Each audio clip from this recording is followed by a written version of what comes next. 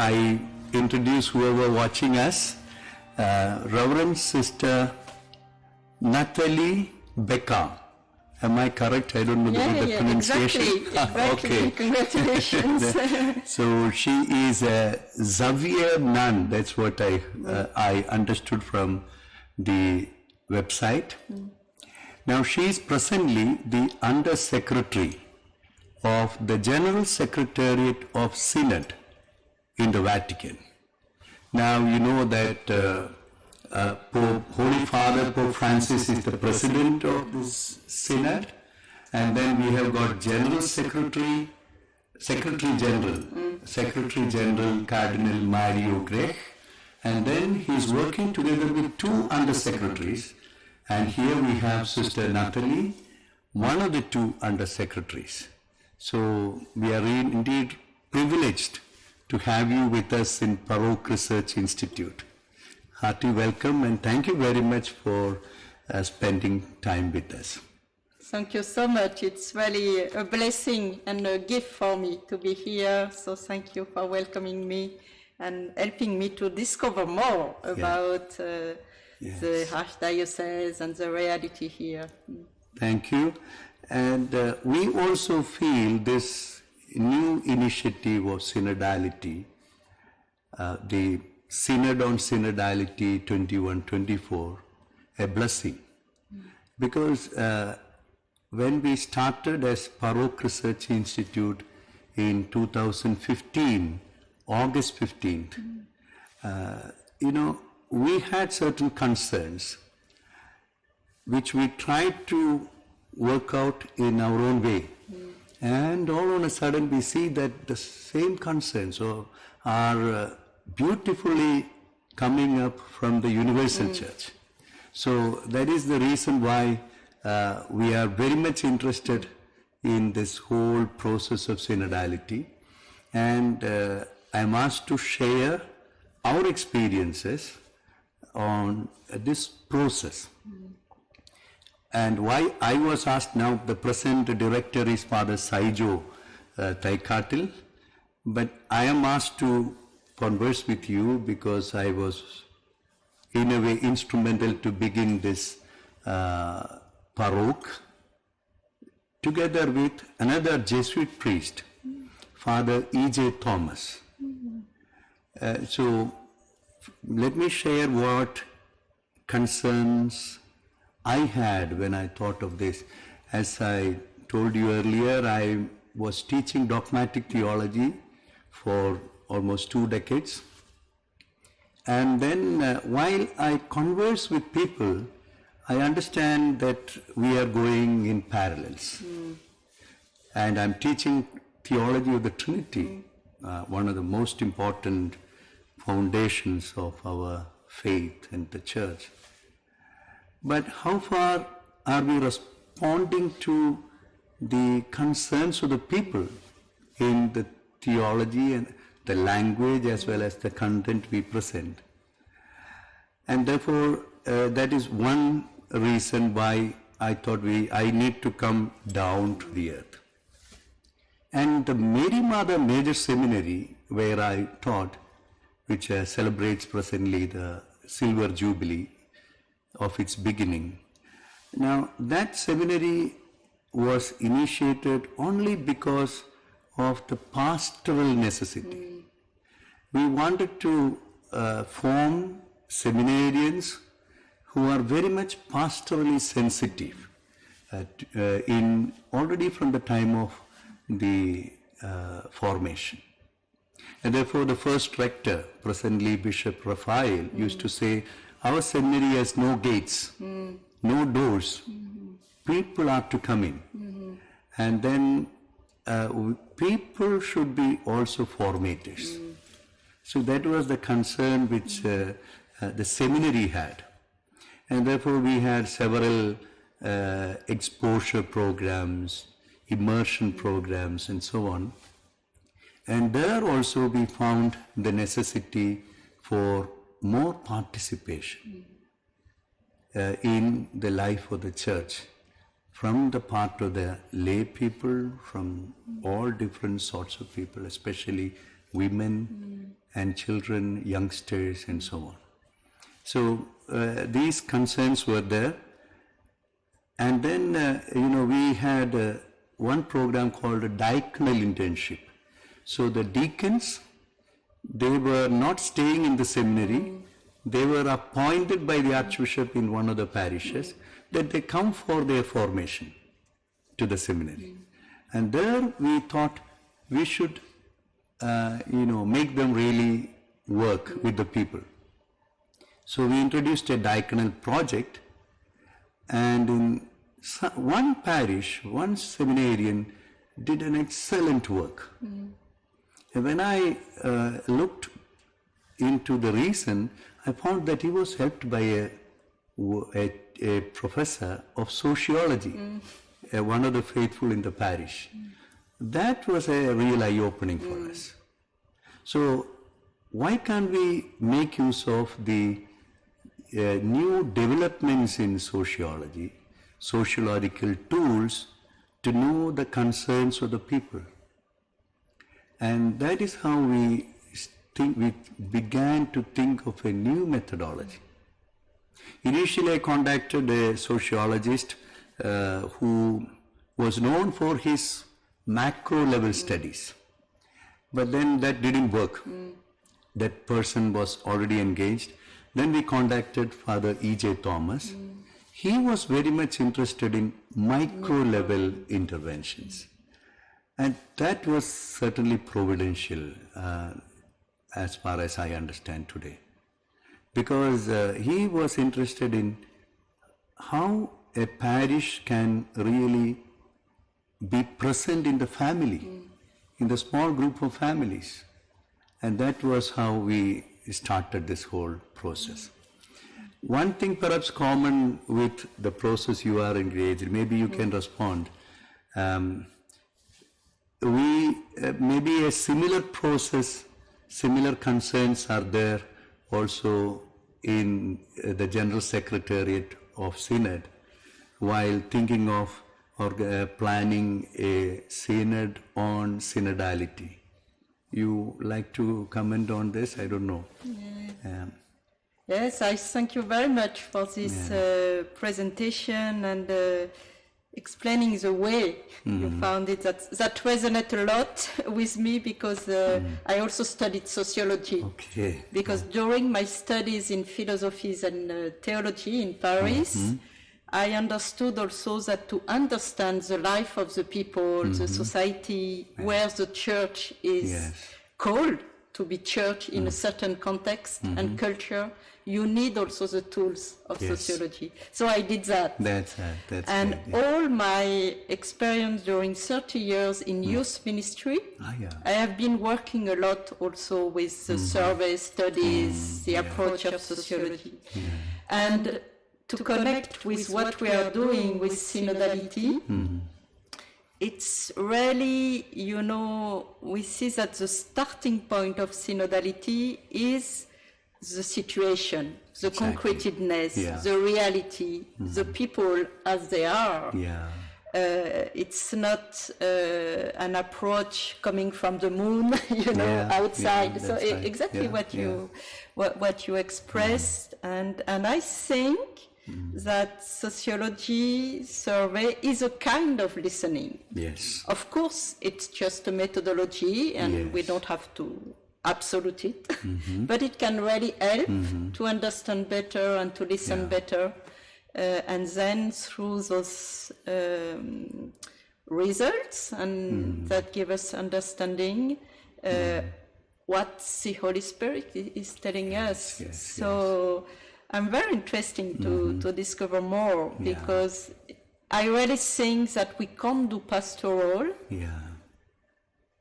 without also that kind of understanding, we can say. Of course, we need theology. But of course. We have to dialogue between with, the... I'm very interested when you said that, we must also be very aware, cautious, that what we are doing through survey is using a methodology. And a methodology that helps us to dialogue with people.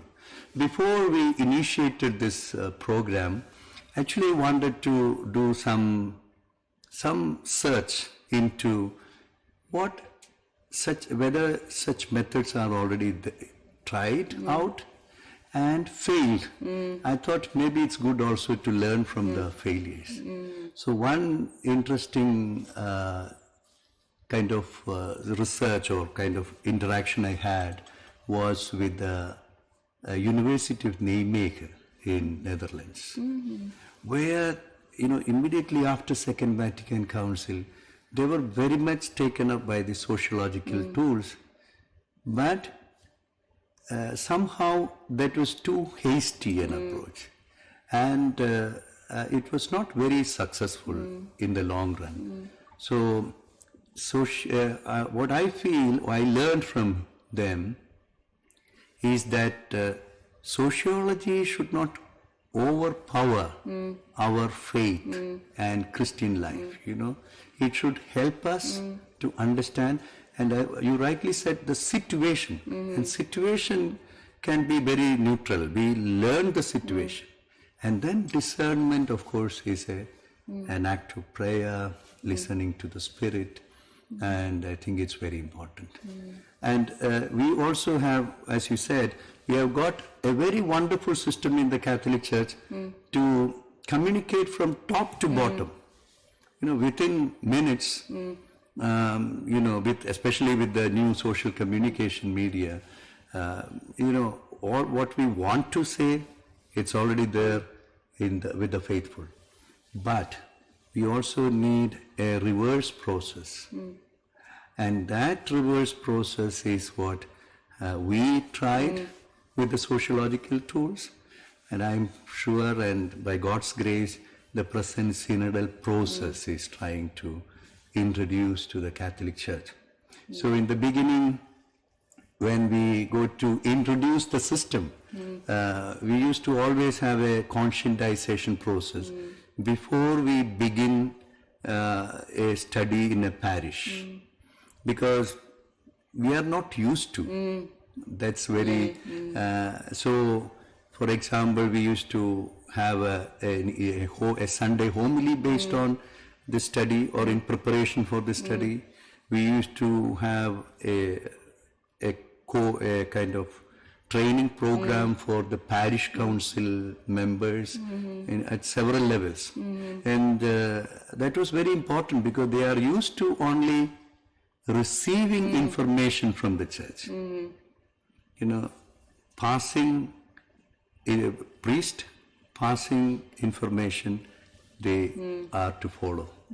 So we need to do a kind of how to bring them to a participation and not simply consulting. It's more they also contribute. That way of that needs a change of mind.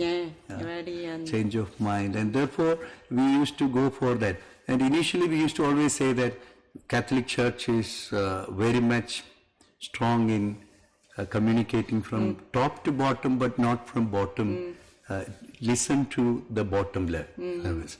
But now we can say that with the Synod on synodality and the process we are now following. In fact, we are also, now the entire church is in this line of listening, listening. And it's really what Pope Francis says about, he used, the image of the inverted pyramid.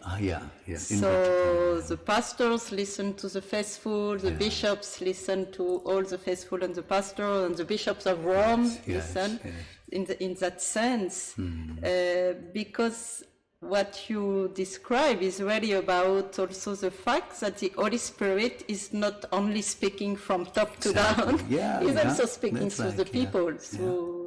And I am touched that you express also through this initiative, and then also the seminary, the willingness that pastors are really close to the people, among them, and listening to them. Because I think also we really can't communicate in a good way if we don't know those. Know those, exactly. So it's about integrating we can say the reception, those who, Exactly, and thinking about communication as not only bottom up, but also in a more horizontal way. Yes, with the image of the Trinity. Right. That's right. That's Trinity, reciprocity. Reciprocity. Is one of the most important aspect of Trinity, which we are trying to develop also in this. That Trinity is not something there in God alone. We are called to lead a Trinitarian life, and thus make the Holy Trinity present in our life. No?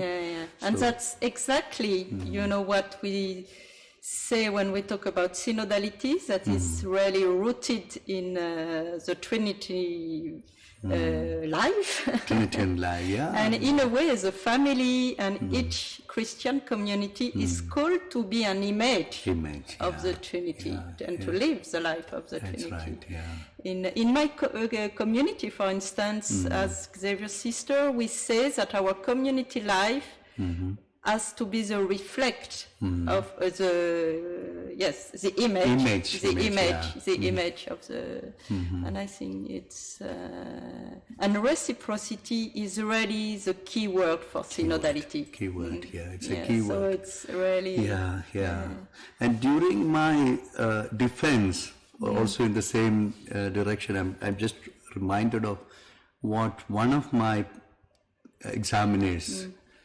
asked. Of course, you speak of reciprocity, and it's a wonderful idea in the context of harmony, But now when there is a serious situation of injustice or imbalance, how are you going to respond to that?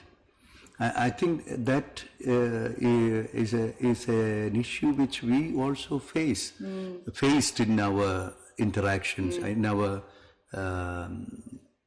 approach in the parishes.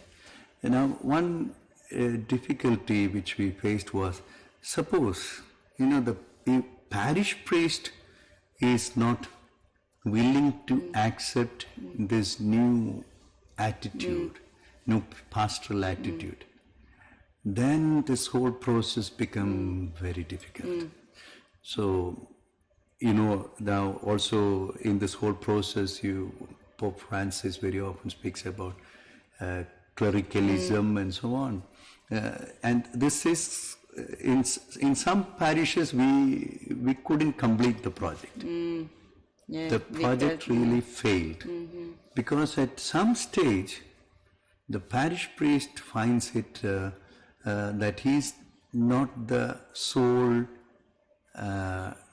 determining person of the pastor ministry, and that really can be afraid sometimes. There are fears. Yes. But you know what I really discovered through my when I did my research on synodality, based on the experience of the Synod of Bishops for Young People of 2018 on faith, vocation, and discernment in young people.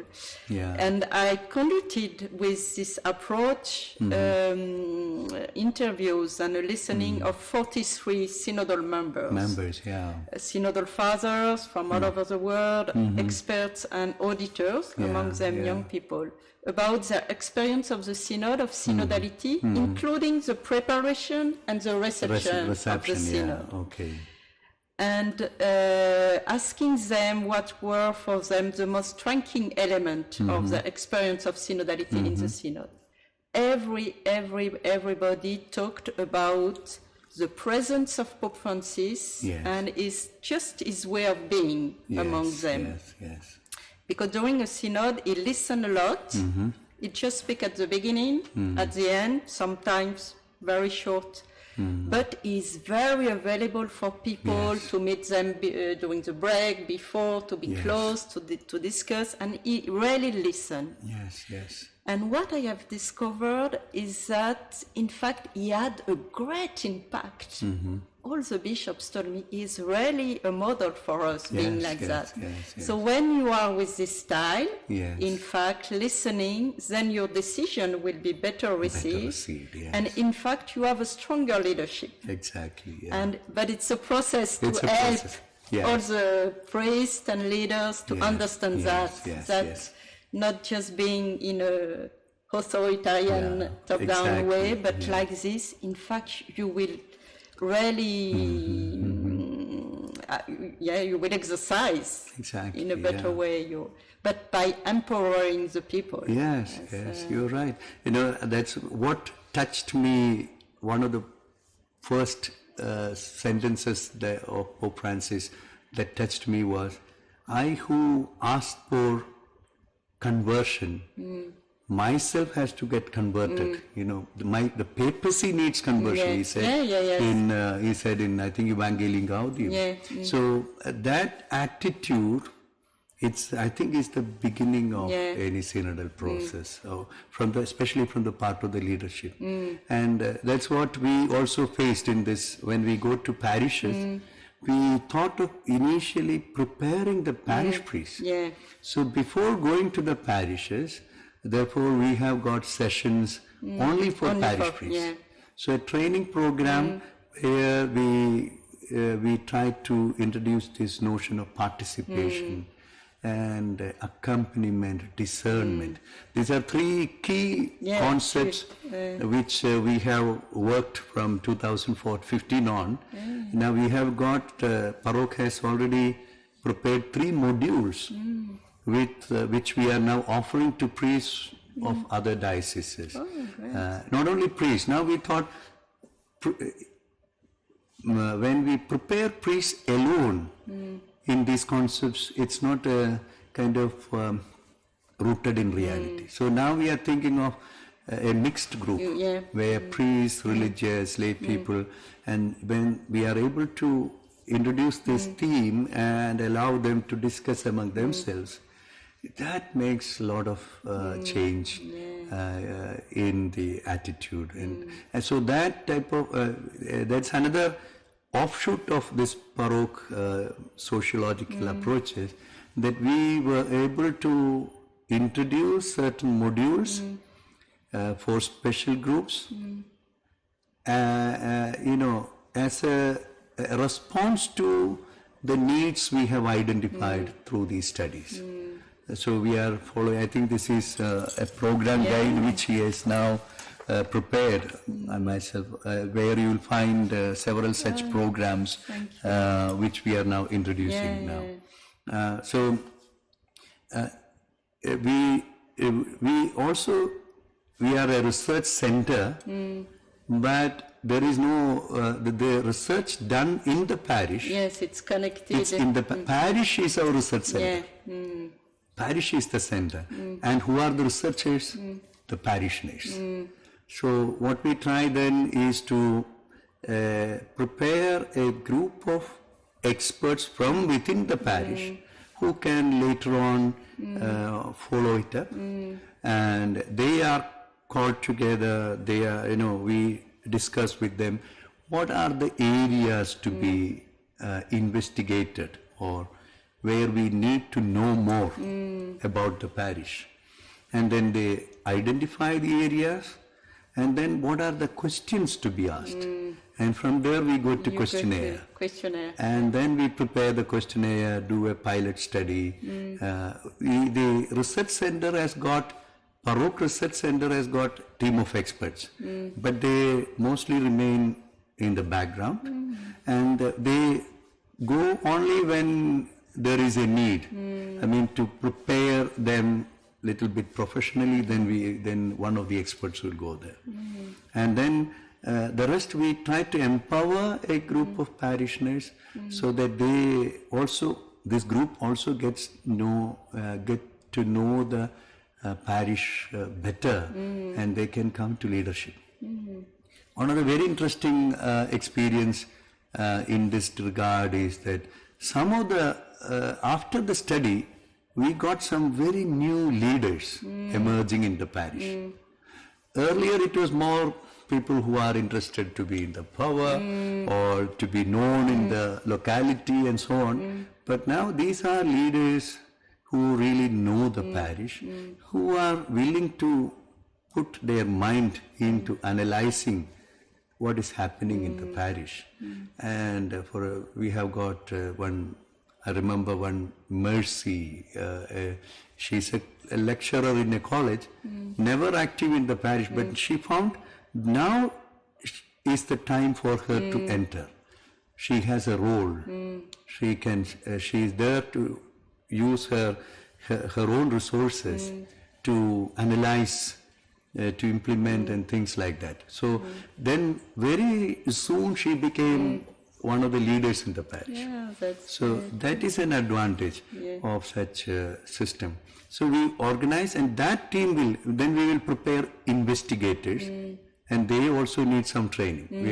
We are not professional investigators, studied sociology, but we give some lessons Some so that guidelines, they know how to approach people, ask questions, and get their knowledge from them and so on. And we prepare them.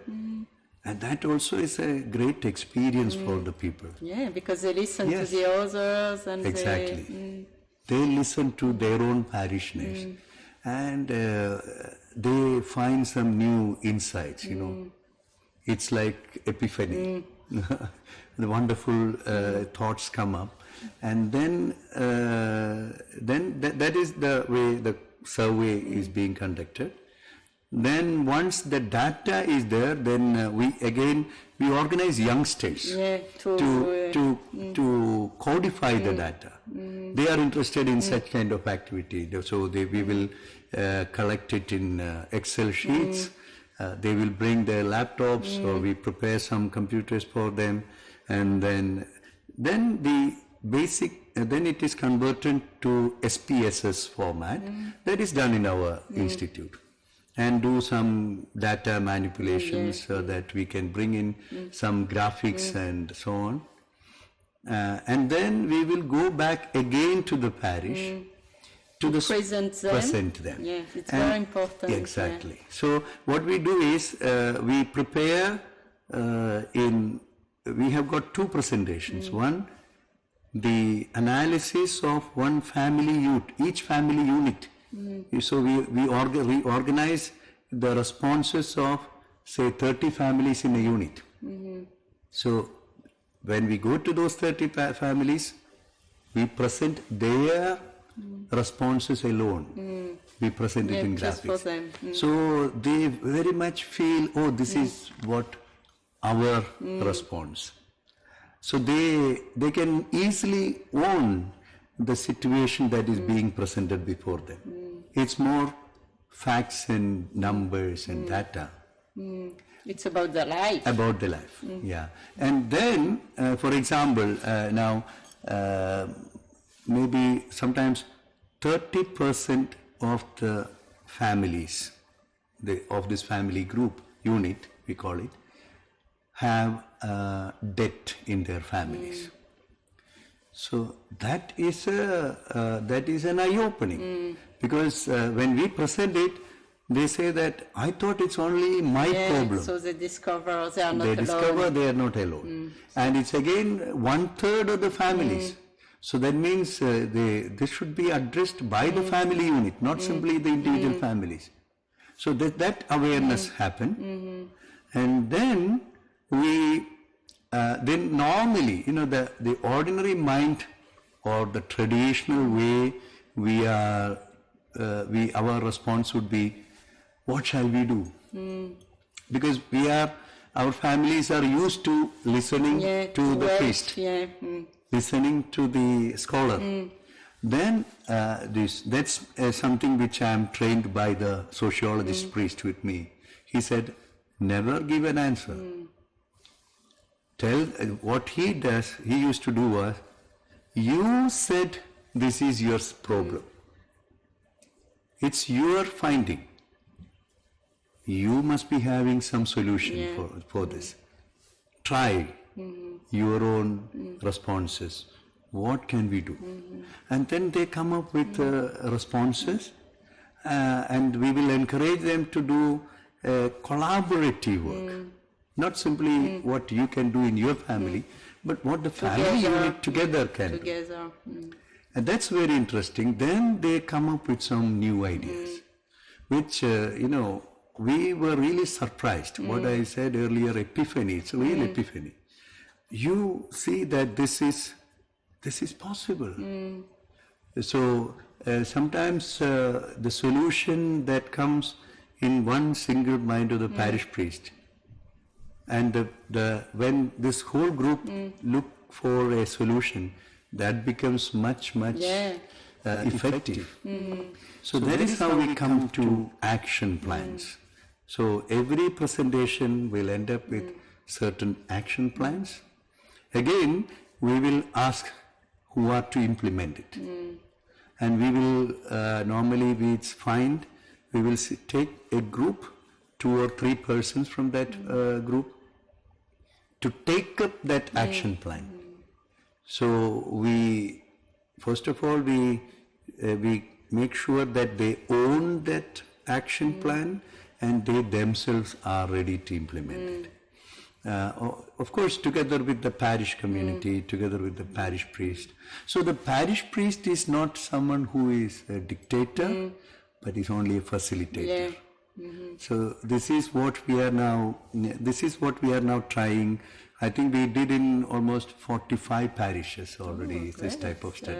Really, really interesting. Congratulations, because it's really everything you explain, is really resonating with the approach of synodality. Exactly. And in a way, the methodology of synodality that is coming from the Council, Second Vatican II, is based on this, seed, church, act, or recognizing, understanding the reality, listening, reading the signs of the time, reading the reality in the light of the Word of God. So it's you need to interpret, to discern and to choose and to act. It's exactly, and with this understanding, you express that you are always better together than alone, because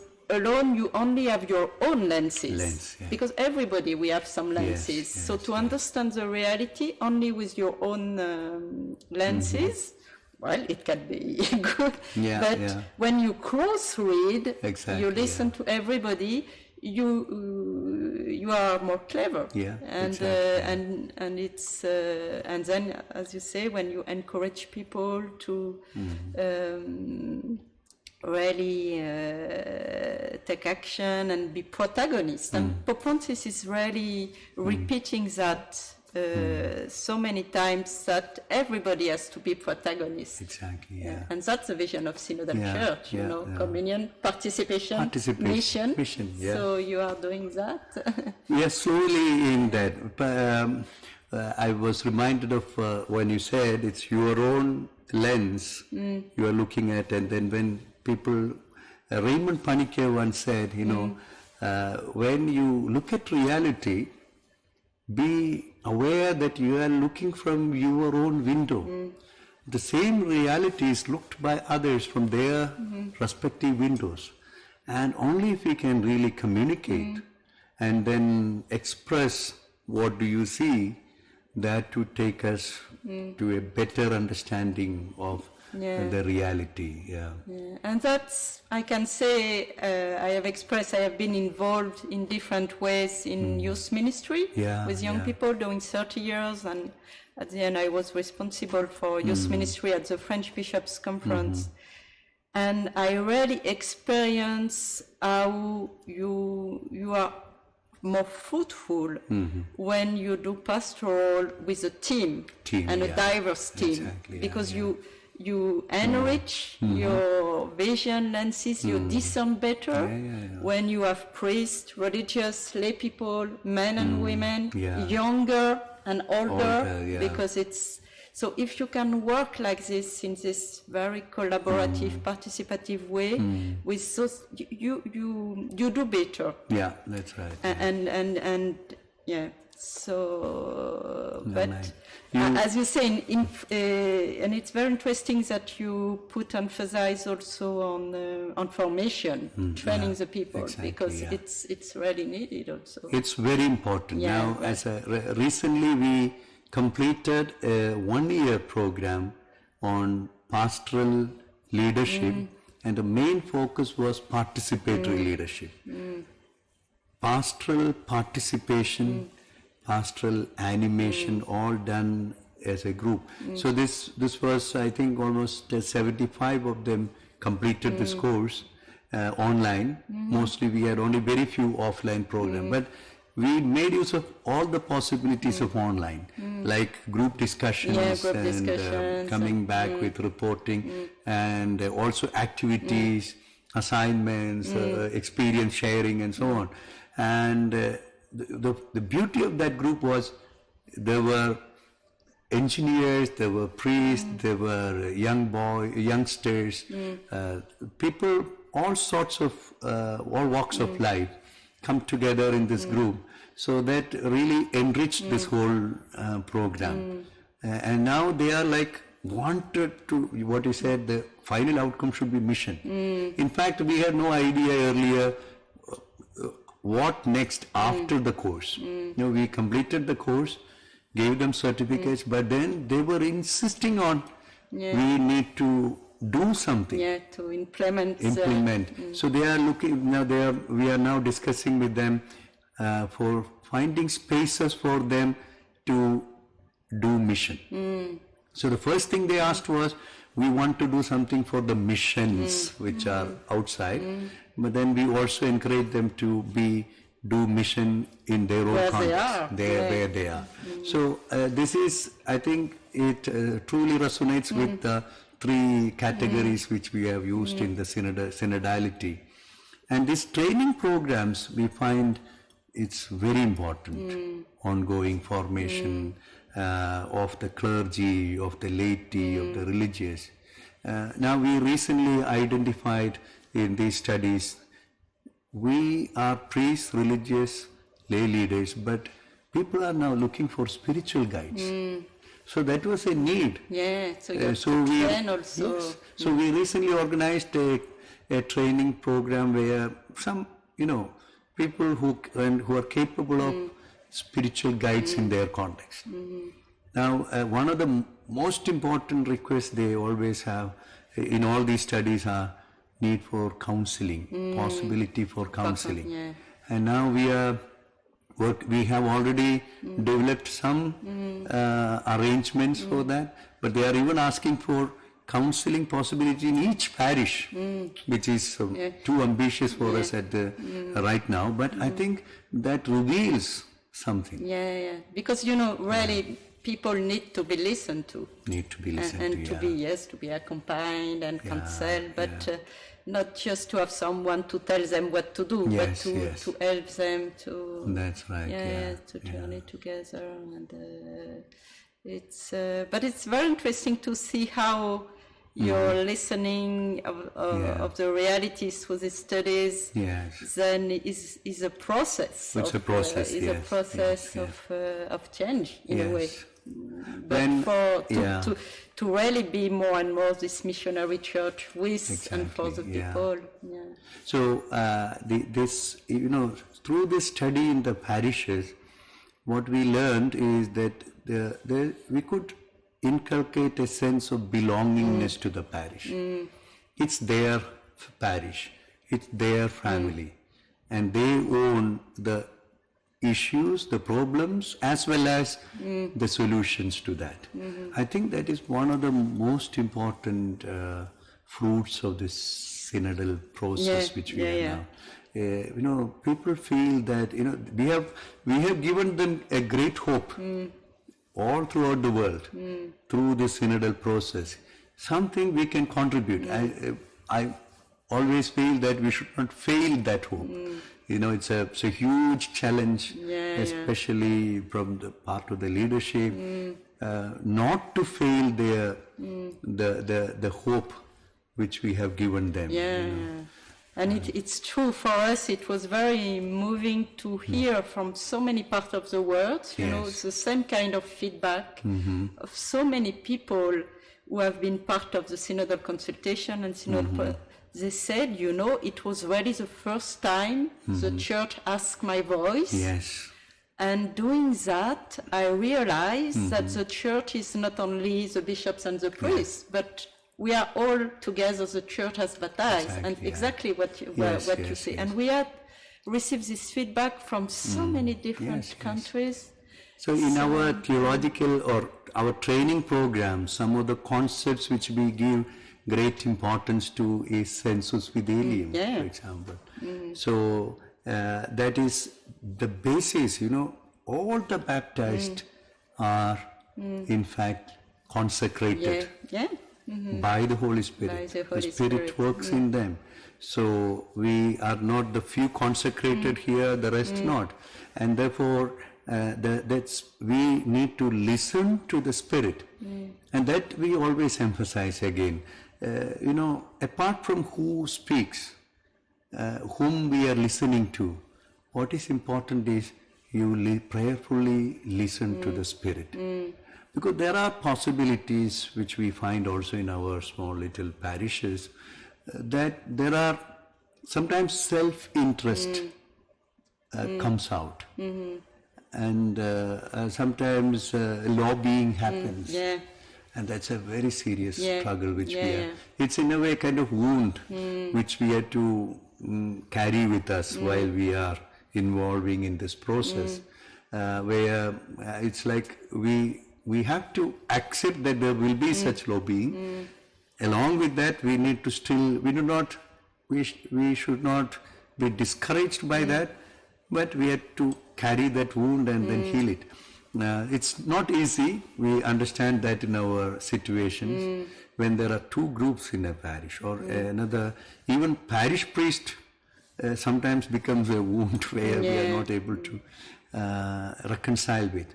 And another group that very often feel discouraged in this process are the so-called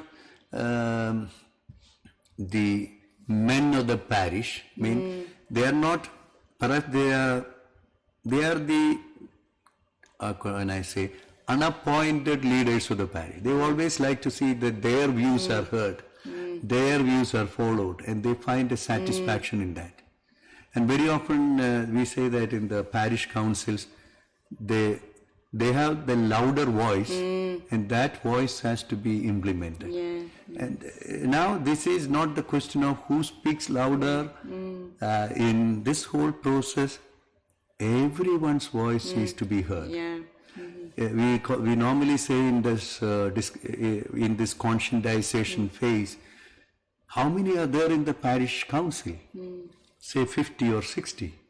How many percentage does it come? Perhaps 1% or 1.5%. How can we say that this 1.5% knows everything about others? And therefore, the parish council members should know that they are representing. There's a people behind us, people whom they are responding, so they should listen to them. And then when they get involved in a discussion, they should know, they should listen to them. They should listen to, of course, their inspirations, and then listen what does the Spirit say about this.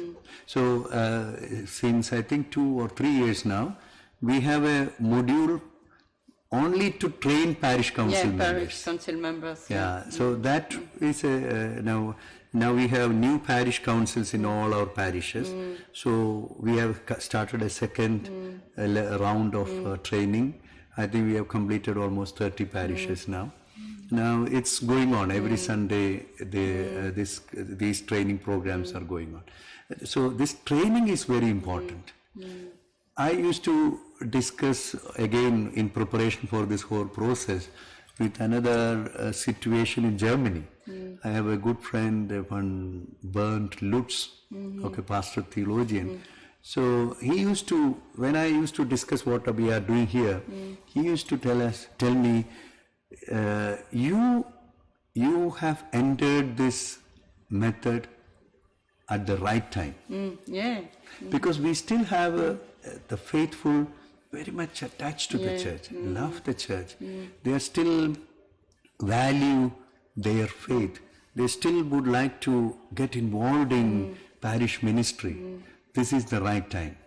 And he told me in his context, he said we were late to enter because many of our parishioners lost that connectedness with the parish.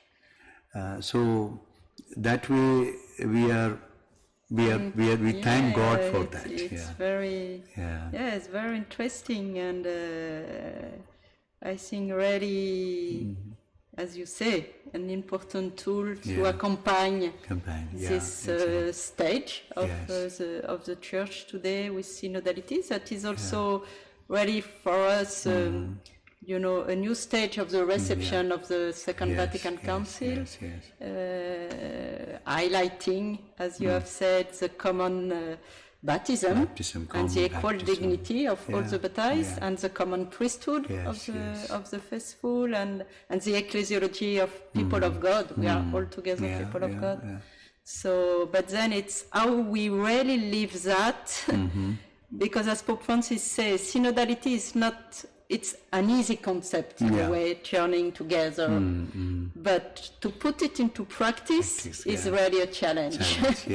And we are, in a way, we are relearning, and it's a learning process also. And that's what really we experience through the synodal process now with this continental stage. And that's the difficulty with synodality. You can't only learn it in an academic way or in books or articles. It's a learning by doing. By doing. And you need to experience it. And so that's why it's very, very interesting, and I really congratulate you and the Institute for this approach that is experiential in a way, involving people in a process, in an experience, in a training. It's exactly because you don't learn about the Holy Spirit in a theoretical way. It's through, the life of the Christians, of the church, of the community.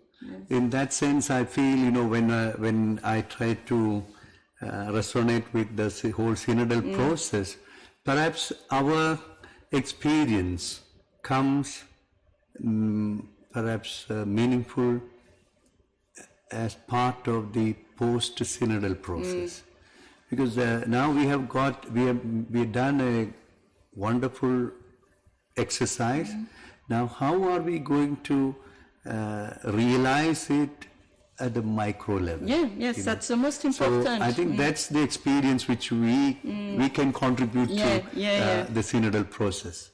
And really, what we say, and what Pope Francis wants, it's very clear through we have this Synod 21-24, but this Synod is at the service of a long process of synodal conversion for the Church. And the most important is how it is changing and what is happening at the local level. Because it's calling for this synodal style everywhere, and beginning in the parish, in the family. And there are many, many things. You don't need to wait for an assembly in Rome, to implement a good way to have a parish council. Of course, there are some topics you need to deal with them at the universal level. But there are many, many things you can do already. Perhaps I can share, I don't know whether it's okay for you to continue, because maybe something analogical to that happened also with us in the Archdiocese. While we were doing this kind of interventions in parishes, our Archbishop and the Curia decided to conduct a Archdiocesan Synod. which we call in the Oriental churches Archdiocesan Assembly. Yeah, okay. Yeah, assembly. So he already declared it, and he, as the usual process, you ask for the themes to be discussed, but it's a kind of routine. And then after 2-3 months, he declared, now this is what we are going to and discuss upon, and the synod is going to happen in such and such a date. But then those parish priests who underwent this process of PAROC method, they approached the Archbishop and said, how did you really identify the topic? Then he said, I asked for the topics from you all. How many you got? The responses were very minimum, some 10 for example. For the whole 87,000 families, a diocese with so many families. Then they asked him, we need to follow PAROC model. And that's how we have now, that has become a phrase now, PAROC model. Do that in PAROC model. Okay. That means from below. Yeah, from you listen to the yeah. people and so on. And our Archbishop took it very seriously. Oh. He said, I cancel all the plans I had, and he appointed Father Syro as a director to do this whole process. And we underwent a long procedure asking the opinion of each family unit. What are the urgent burning issues in the diocese? First they have to identify what are their burning issues in their context, in their parish, and for the Archdiocese. So we did, they were all given in formats given by us, and then we could collect it. And we did a study of that, and then we identified the topics that evolved from this. You see, that is how we started. And this, and then we organized again the same procedure. We sent, questionnaires were given to all 87,000 families. Not sample study, it was a benchmark study. Then we got the responses. Again, we did the whole process. It was a huge task. Yeah, I can imagine. You can imagine, that was a huge task. We received almost 95% return, the questionnaires back. And then this was again codified in SPSS. And then, before we organized the Archdiocesan Assembly, we conducted parish assembly, analyzing the responses of that parish alone. And so this took, I think, 4 years to complete, to reach the actual Archdiocesan Assembly. But then Archdiocesan Assembly was only there to discuss the action plans. Yes, because it has already reached that side, that level, and how to implement it, how to disseminate these actions to various parishes. And were you surprised by the results? Or? Certainly. Yeah. We were, it was like the document, Continental's document said, new seeds emerge. It's not only the fruits. New seeds we found. Certain areas need to be, these are new seeds which we need to really inculcate, allow to grow, develop, and even affecting the pastoral systems which we already have.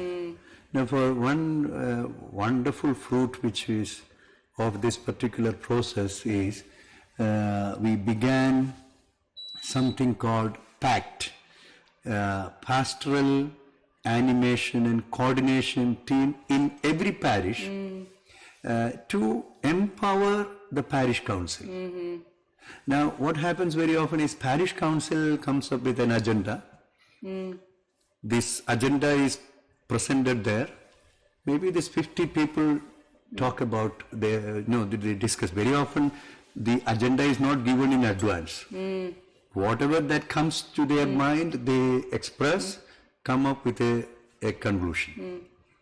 That should not be. So the pact is a subcommittee within the parish council, which will further study these questions, if that is so important. So perhaps suppose it is a question on youth, then this pact members should consult the youth. They discuss with the youth. Then they have to learn what is the real need of the youth. All the stakeholders are consulted, discussed, and then they come up with their study, and then they propose. Of course, it is to be parish council is to take the decision. But they have the information. It's not a pact is not a decision-making body. But it prepares. We are still in the process. I should say that it's not yet a success in most of the parishes. But this insight is from this response to the entire families. This great big survey we conducted. So we still need a lot of preparation. We are struggling to implement it. It's already implemented in many parishes, but then COVID stopped everything. Now we have to again restart this whole process. But this is perhaps a way, the present synodal process, which we are now as Catholic Church, people from all parts of the world are involved in, needs to see ways and means to also influence the system, influence the way we live as church. And there I think pastoral needs to be taken seriously. Pastoral, not only approaches, also the pastoral activities, the way we do pastoral ministry has to be some impact, or the synod should have some impact on that. I'm sure that something will come up from the whole process. Yes, really listening to you, what I realized, I was lucky to be part of the Synod on Young People, as I was called now as sorry to disturb you, but now I understand why the Synod on youth took a very different turn. I mean, you were listening to the youth from all different digital media. Maybe that's from your methodology. Yes, and what I wanted to share with you really through this listening of young people in many ways, with also the pre-synod on young people and all the process of listening to the young. We have really realized as church with the synodal fathers who were there that the only way to transmit the faith today is with this style of a synodal church. And so synodality is really the call of God for the church today and the way to continue to proclaim the gospel and to be church. But following the Synod on Youth, Pope Francis has written the post-synodal exhortation, Christus Vivit, that is really a roadmap for youth ministry. And he states in chapter 7 that youth pastoral has to be missionary, popular in a way to reach everybody, and synodal. So it's exactly what you say. What we understand is that through the Synod on Youth, it was that really youth pastoral has to be synodal. And now with this synod, what we understand is it's not only youth pastoral, it's all kind of pastoral that has to be synodal. And so that's really exactly what you say. It's how synodality is not just an event. You do it for a synod. Well, you need the event as a process, but it's to really embrace this side in all the life of the church. It's pastoral has to be synodal, the way we do catechism, all kind of, That's wonderful.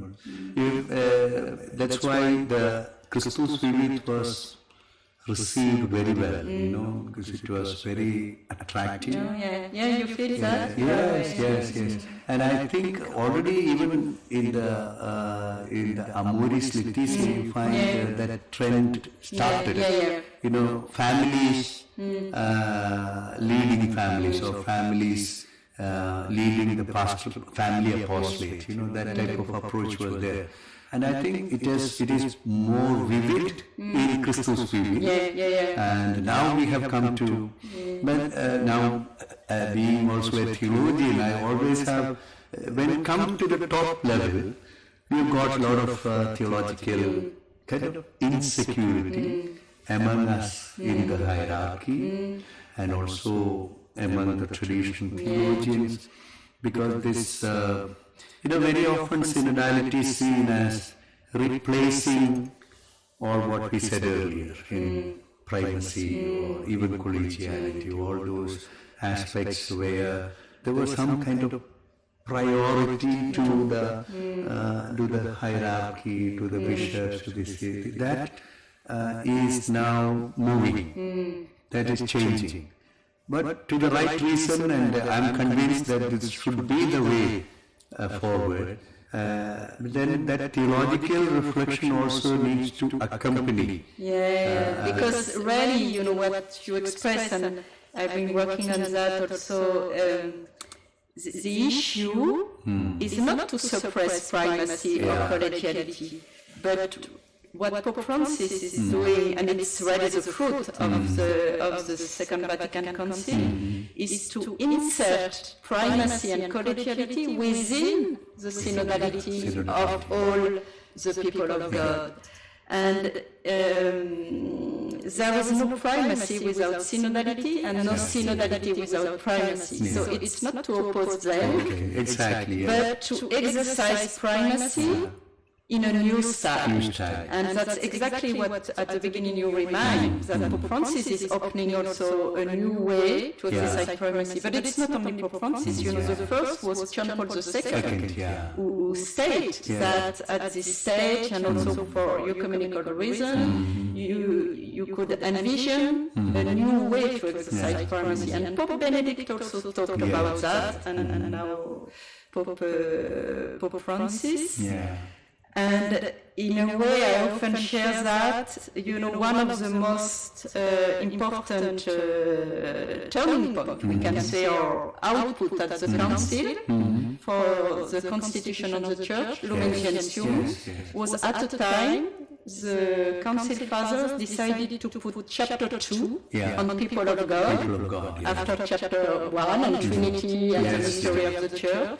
Chapter 2 on people of God before chapter 3 on the hierarchy. Chapter 3 is there, but it's how you read chapter 3 through the lenses of chapter 2. And that's now we are trying to implement that. In fact, it's in real continuity with Lumen Gentium. It's exactly. And it's the pastoral realization of the vision of Lumen Gentium. And as chapter 1, and that's the true identity, nature of the church should be. Such a pilgrim church on the roads that has to be also in history, has to be reformed. But with this vision, really mystical vision, we can say that's why, and I think also for pastors and leaders, you can only lead this change. That is not easy, and it's not. I always say it's normal to face resistance, fears, because it's not easy. It's a spiritual process, like in our life. You have up and down, spiritual fight, but then the question is, at this stage, the Church, as a fruit, as you say, of the Council, ready to implement Lumen Gentium, has discerned that synodality is the call of God for the Church of the third millennium. So It's not a matter I like it or I don't like it, I want to do it or I don't want to do it. It's a matter to answer the call of God. Exactly. Yeah. And when you understand that, even if you have fears, well, you can continue because it's a call of the Holy Spirit. Yeah. But it's... I think that's also the mind of our Lord Jesus Christ. You see, He never simply dictated. Yeah. He always listened to the people, to the fields, and to the birds, and to the situations in which he is. Yeah. Even the leper becomes a context in which the word of God is unveiled. So that's how, and he always found it as a collegial activity, along together with the apostles, the disciples, the women accompany him. You know, it's always like widening the circle, like the continental document rightly said, extend and enlarge the tent. I think that is exactly the mission, that was the mission of Jesus Christ. And that is also the Trinity. Trinity is not simply containing in itself, that love becomes a love bomb that spreads everywhere, and then inviting all to participate in this relationship. I think, therefore, I think there are a lot of theological insights that can really guide, empower this whole process. In its way. It's already there, I think, International Theological Commission is the already document of the post-document on the Sensus Fidei 2014 and on the synodality in the life and it's mission a of the wonderful Church. continuity there. And there's also Ignatian Ecclesia, which also emphasizes on the charisms, Yes, the it's people. Not only the hierarchical charism, the two-dimensional, I often quote that, charismatic and hierarchical dimension, both are co-essential Exactly. to the Church. And what you expressed before is a synodal church is also a church that value, recognize the diversity of the charism. And the charism is always for the common good, not only for... Yes, it's important. And you know, we often present in a way, and I was thinking in a way the PAROC model is really resonating with this image we often give for synodality as a paradigmatic image from the gospel, because really Jesus is our model of synodality, as we say. And it's the model of Jesus on the road of Emmaus, you know, is where the disciples are in their situation, their disillusion, suffering. He begins to listen to them. Then he explains the scripture. And he doesn't impose himself, but at the time the two disciples ask him, remain with us. He stays, they have this experience, and then the disciples go back to Jerusalem, they are reinserted in the community. So they have experienced a conversion. And really I think, and for me, it's the way Jesus is with the disciple on the road of Emmaus is really inspiring for this model of accompaniment, journeying with the people, and it's... so wonderful. I'm also very happy that I never thought that we could be able to share so in a very wonderful wavelength, I should say. This was because I think the PAROC has got a similar wavelength of what you are engaged in. And we certainly believe that this is the plan of God for Indian Church and for our community especially. And the synodal process certainly going to, we are really excited and we are walking together with you. Thank you, and it's reciprocal. And thank you because I was really touched and interested to learn more. And really, what we also could do at the Synod office is coming from the listening of best practices at the local level, and and I really feel that what you experience here can also inspire others. So the report of the Syro Malabar Church, they decided to specifically mention this as a best practice and put it as an appendix to the report. So we were very happy to see that we are taken seriously. And thank you very much. I think we have taken too much of your time amidst your busy schedule. I'm sure you will be preparing for tomorrow's paper. And we request your prayers and support for our journey forward. And thank you very much. Thank you so much, Excellence. And really, yes, I hold you and hold the Institute and the Archdiocese in my prayer. Thank you very much. Thank you very much.